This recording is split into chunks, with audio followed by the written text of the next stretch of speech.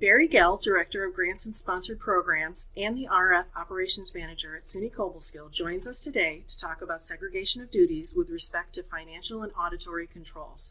Barry, thank you for joining us today. Thank you for having me, Linda. At Cobleskill, you have a very small Sponsored Programs office. Can you set the stage for our listeners on how your office is structured? Well, I am the Director of Grants and Sponsored Programs for both Cobleskill and Delhi, but primarily focused on post-award administration at Cobleskill.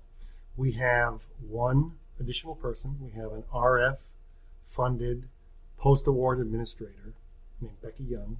Our offices are next to each other. We work in close collaboration to do post-award administration for all the SUNY Cobleskill grants. Excellent, excellent. So with that small group, everyone has to chip in, I'm assuming. So how do you delegate responsibilities? Well, my responsibilities are, as I said, pre-award and post-award. So I handle all the pre-award. Becky will handle the day-to-day operations of the post-award administration. And anytime issues come up, she brings those to my attention. A lot of times she can resolve those issues herself through conversations with the appropriate person at RF. If not, or if whatever the issue is interdicts with a SUNY policy, she'll bring those to my attention. I'll use my SUNY contacts at Cobleskill or post-award folks at RF to come to some resolution about the issue. Excellent. So what type of controls do you have in place to ensure compliance and monitor things like confidentiality or financial data? Well, our compliance issues aren't as great as they may be on a larger campus because of our lower volume. But we're very hands-on with our high-risk awards. So we identify awards that would be perceived as high risk. In particular, our Bioenergy Center. I attend Bioenergy Center staff meetings.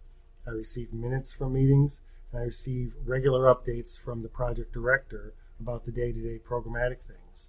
So long before they become issues, I'm aware of what these things are.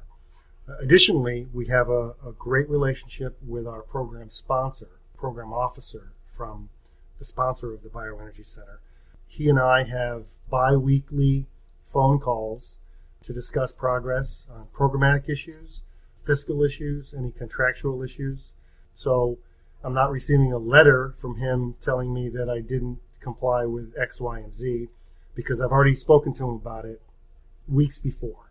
So we work together. We both want to see the program succeed. So in working together, we find out what the issues are and address them before they become problems.